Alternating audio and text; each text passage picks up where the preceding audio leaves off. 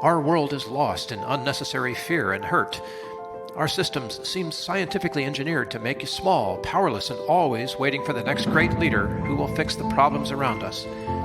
Worse, we're witnessing neighbor versus neighbor while warfare breaks out around our family tables. But you have access to a spirit, a strength that enlarges and empowers you. Even better, you don't need to wait for the next big movement. You can heal the world. It's time for governance by grace. Welcome to Gracearchy with Jim Babka.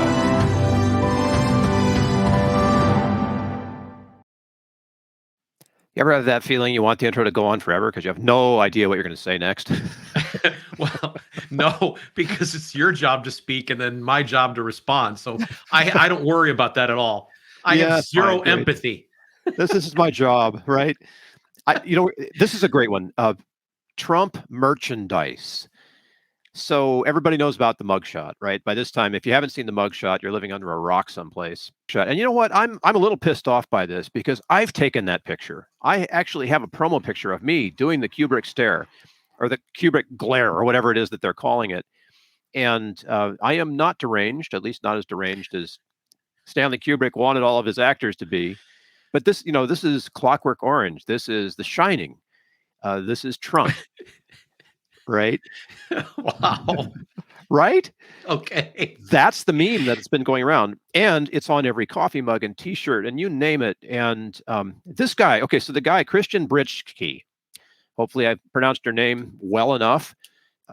This article you showed me, man, this is great stuff. And he makes some awesome points. And what I'd like to try to do, if we can, is like lead you through this. And then I've got some bombs I want to drop. All right, let's put the article in the show notes. It comes from Reason magazine. Reason magazine. I saw this and said, Bill, somebody actually brought a grace angle to the table. Yeah. They wrote a Trump article and somehow they found the grace in the middle of all of it.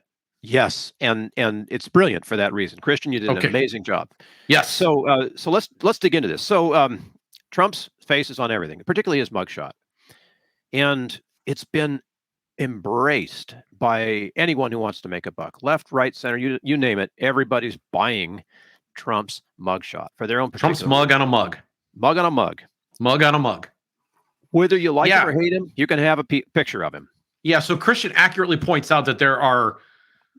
Well, let's start here. Let's just say that that the campaign itself brought in $1 million a day for multiple days in a row. Over the weekend, last weekend, they were already up, not the weekend we just finished, not the Labor Day weekend, but the one before. They were already up $7 million off of this thing. So the campaign was able to put out, and they use things like the never surrender caption, right? Which I think matches the photo, right? Yep. Okay, so that's the first group that wins. And then the second group that wins is still the president. Trump gets a lot of positive, what they call earned media, which means press coverage off of this. It goes out all over the place. And so that, there's people that start making gear or, mugs, right? Putting the mugs on mugshot and giving it captions like Thug Life, Wanted for President, and different stuff. They start having fun with it too. So there's this big movement that goes out for Trump as a result of this. But then there's a flip side to this whole thing, and that is that there was an explosion of material, as you would have expected. I mean, this was the easiest thing to predict, of mocking and denigrating Trump. So the Lincoln Project, there's a whole set of shot glasses featuring all of his co-defendants in the case. The mugshot becomes something that they're able to do. The band Green Day did something with this. So you see that both sides were able to take this mugshot and use it for their own purposes and even monetize or profit from it or have fun with it. Seriously. Although the big winner has got to be Trump in the campaign out of this. Because and this is an interesting thing because I think there was a thought going back a year ago, and it's a long time for us to think back as we were so young back then, that these indictments would be the thing that finally takes the anti-fragile candidate. We talked about anti-fragile in a previous episode, a couple episodes ago, that the anti-fragile candidate this would finally be the thing that would cause him to shatter. We'd throw him down on the ground and that would be the end of him. But the indictments raise money for him. They propagate all the other federal indictments. They were smart enough not to make the mugshot and to make it public. They gave him a different process. They did not create any sympathy for him or any exposure. Exposure. Yeah. And that's not what this very political DA in Atlanta is doing. She's out to get attention to her efforts and her political future. And so she's like, we're going to treat him just like he's everybody else. Well, he's not everybody else. I mean, it's a nice thought. It's a beautiful sentiment, that somehow or other, all of us are equal before the law. I mean, I'd like to think it's true, and so would everybody else. But the fact is, he's not. He's very different. And if you put my mugshot out there, nobody's going to care. They're not going to put mugs. Not going to put my face on a mug. There's not going to be a point counterpoint. I'm not going to be able to sell it. I'm not going to be able to raise tons of money off of it. But he could. And it's almost as if they've played directly into his hands. It's completely enabling him. Completely. And this is something that really bothers me. And I'll keep my lid on here. But there was a specific injunction against Trump tweeting up in New York. The judge up there said, you cannot say this stuff online. This is prejudicing potential jurors if you go out and tweet like Trump, right? Yeah, but if they'd actually done the whole mugshot thing, that's a public thing. There's no way you can't say that he's the only person in the country that can't take something that was released to the media and he's not allowed to use it. That would be blatantly unfair and unconstitutional.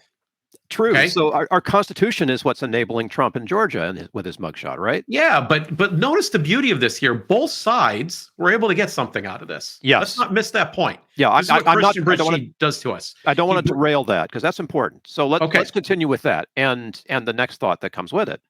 Well, I think there's people that are having fun with the ridiculousness of this all. Absolutely. Okay, this is a theater of the absurd, full of ironies, and people are having fun with it. And anytime people are starting to have fun, so you do stuff with music. Your company's called Musimorphic, Musimorphic, and they can find it at musimorphic.com. Right. And I shameless plug. Yeah, there we go. And I teach Tai Chi. We have a practice we do, and they're called push hands, where people are making contact with one another. And I was just doing it with my students the other night, and I pointed out to them when we were all done that they were all doing something. You know what that something was? They were laughing. And how many times when you've got a group of people and you're doing music for a group, you're bringing them all together and creating unity exercise, whatever, especially when you got the kazoos going, right? Oh, yeah. And they start to laugh. It's totally about joy. And they start to come together as a result of it. It's having some fun, right? So the mugshot gets released and people are able to begin having fun with it. Okay, I see where you're going here. And both sides, by the way. Both sides are having fun. The thing we are sharing in common is fun. And it was commerce that got us there. Yes. And this is one of the gems of this article. I just want to read exactly what he said because it's 100% right. Yep. The lack of any clear trademark or copyright protections on the mugshot released by the Fulton County Jail is allowing this bipartisan creativity to flourish. Everyone from the former president himself to his fiercest critics can profit off of the image without restriction. And that's why this is happening. If this was a copyrighted image or protected in some way, this same free flow of fun could not occur. Freedom tends to create environments where we can get along. There's this persistent myth that if we allowed everybody to do what they wanted to do, they'd kill each other. That's what they would do. But we know this isn't true. Do you know what your greatest source of safety is? You know why you're secure? We've talked about this before. We did an episode called Human Respect where we talked about it. Well, I trust that you aren't going to hurt me. That's it. We walk around in condition white all the time, completely oblivious to our surroundings. We eat food served to us by chefs we've never met, thinking they're not thinking they're going to poison us. We go places with strangers all day. We even get on perfectly good airplanes with them, thinking that they're all going to be fine. And by the way, we did it before 9/11. We would keep doing it. We get on highways not knowing who else is there. We go all over the place expecting to be safe. And we do so on the basis that people don't want to hurt us, because if somebody's determined enough to hurt you, guess what? Doesn't Yeah. matter how many laws you got. So it's Well, not the state and the government and all these protections that make us get along. We get along when we're most free. are you then suggesting that we're getting along better now that we can all laugh at Trump for some reason, even if the reasons are different? Yes, and both sides are able to do something with this. I'm suggesting something else here that's really important. I didn't want to get ahead of this point, but I'm going to go ahead and make it now because I think this is a really important grace point. So sometimes, when we're having these discussions, there's conflict, and the conflict is maybe even gotten a bit heated. And grace isn't kind of this floating through the world pretending that, oh, well, everything is just rosy and beautiful and wonderful and unicorns and rainbows.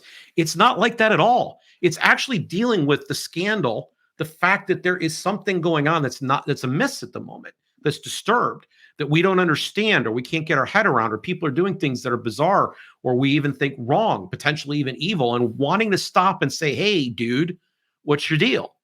Like, I'm going to recognize your humanity right now. I don't know what's motivating this behavior, but I kind of want to understand it. I want to understand you. I want to recognize you.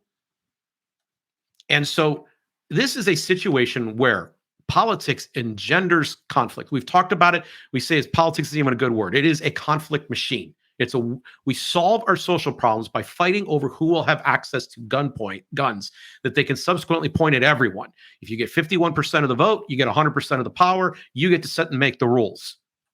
And we talk about this as if it's completely legitimate, nice way of solving things. And people say, well, it's democracy. You're not opposed to democracy, are you?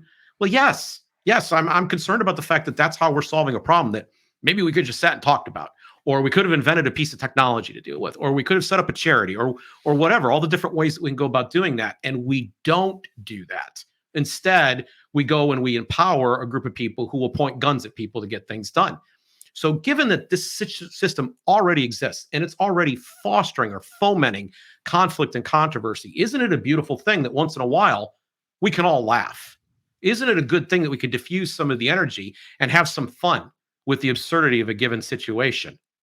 And rest assured, Trump is in the position he's in because of politics. He's as popular and who he is because of politics, because of this conflict machine, and he is getting the coverage that he's getting because of the conflict machine. We covered all of this in the episode about how Trump's empowered. Yep. We just covered all of this. Yep. I don't want to rehash all that ground. He's completely a product of this system. But if we have to have this system for now, if we can have these release valves where everybody can have a little bit of fun, why isn't that a good thing? To me, it's the best possible result out of a less than perfect situation scenario where the incentives generally tend to go very amiss. Oh, I'd be with you on that if we had a chance of laughing him out of office or laughing him out of being reelectable. See, as long as we're going to have an office like this, we're going to have people like this. And I hesitate to follow you down that path right there, because you can't make the case that this guy is any worse than anybody else or any better than anybody else. You can sit and go, okay, well, there's a little bit of this and there's a little bit of that. We can sit down and make lists, right? But it's the guy that's in the office isn't great either. And the guy that was in before him wasn't good. And the guy that was before him, a friend of mine joked, I miss him because he used to ruin other people's countries. Like, it is a constant drumbeat of misusing power. Barack Obama, they go out and say, oh, his biggest offense was one day he wore a tan suit. No, he killed an American citizen. He killed that American citizen's son a short time later and daughter without due process, without jury, without trial. He bombed weddings, parties, a whole bunch of things, right? Innocent people died. So don't tell me about the tan suit, and don't tell me that this guy's better or that one's worse. They're all violating the Constitution. So as long as this office exists, as long as we have this process in place that is designed to put us at each other's throats, a moment of levity was made possible by the fact that there was no copyright here and everybody could just grab it, do it, run, and maybe even make a few bucks in the process. I love your free market slant on this, and I love Christian's free. It's actually Christian. I want to be very clear. Yes, this is in Reason. We've got the link in the. It's a short article too. It's a thing of beauty. Yeah, it really is. It's elegant. So what's the end game? I mean, I know I've called you a prophet in public before, but what do you see as the end game on this? Well, I think Christian actually does a really good job in this piece. He says that the joy of each purchaser need not come at the expense of anyone else, regardless of their motivations. The same isn't true of electoral and judicial processes that Trump is wrapped in. He'll either win or lose the presidency. He'll either be acquitted or convicted in court. The desires of Trump's critics and supporters can't both be satisfied by a political system. One side is going to be disappointed, but markets, voluntary and mutual beneficial transactions that make those markets up, can navigate these intractable divides with ease. That's what happened. So he said, I love his finishing line. He says, perhaps we can't force all party politics to play out on Etsy. But the more of it that does, the better off we'll be, and the less division and rancor we'll have in our everyday life. And that's the point. I would like to see an end to politics. Politics doesn't work.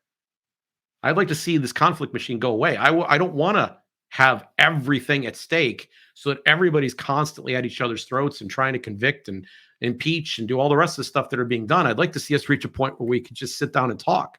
Let's have some lemonade. Let's figure out how we work this out. But if we're going to have this, I think this is a gem of a moment in a way. It comes closest to what, ranked choice voting? The ability to say our political views with less of an investment, perhaps, and I'm saying that an emotional investment, less of an emotional investment than a financial one, but to recognize the ludicrous situation that we're in when it comes to presidential politics, I think is a really healthy thing for America right now. Yeah, and I want to say more than right now. I would define my approach to the state as being post-statist. So I look at, there's a term that we have at the Zero Aggression Project, zeroaggressionproject.org. You can look at post-statism in our mental levers section, zeroaggressionproject.org. They sponsor this show. And we coined this term because there are people, when they look at what's going on in the country, they go, well, it would really be good if we could go back to the politician. But I don't want to go backwards. Backwards has a lot of bad things in it, including slavery. I don't want to go back. Okay. Well, then the progressives say, you're right. We need to go forward and we have a plan. Whoa. Don't want to do that either. I want to get to a point where we're past the state. We're past this need to control one another. We're past this need to dominate in order to solve something. We don't have to grab some lever of power and lead people onto some promised land. We can begin to serve right where we're at. We can address social problems and issues right where we're at. And that's the vision that I think we should be seeking to promote and encourage.